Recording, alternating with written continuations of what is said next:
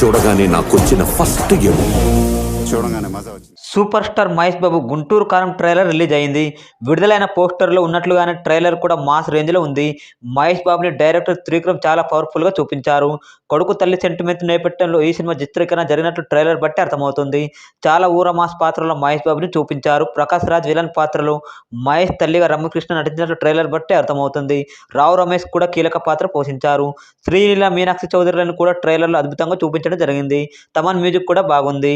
జనవరి 12వ తారీఖు ఈ సినిమా విడుదల కాబోతుంది. ఈ క్రమంలో ఇప్పుడైతే ట్రైలర్ అయితే విడుదలైంది.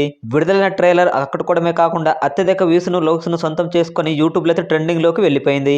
ఇక ట్రైలర్లో అయితే మహేష్ బాబు పవర్ఫుల్ ఫైట్ చేసినట్లు ట్రైలర్ చూస్తే అర్థమైపోయింది.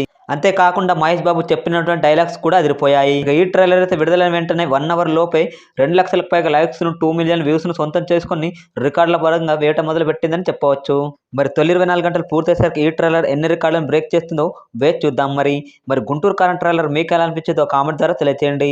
అలాగే మహేష్ బాబుకు సంబంధించి మరిన్ని వివరాల కోసం మా ఛానల్ సబ్స్క్రైబ్ చేయండి. ఏ చిన్న విషయం కూడా మిస్ అవ్వకూడదు అంటే పక్కన బెల్ ఐకాన్ నొక్కండి. లైక్, షేర్ చేయడం మరొక థ్యాంక్ యూ.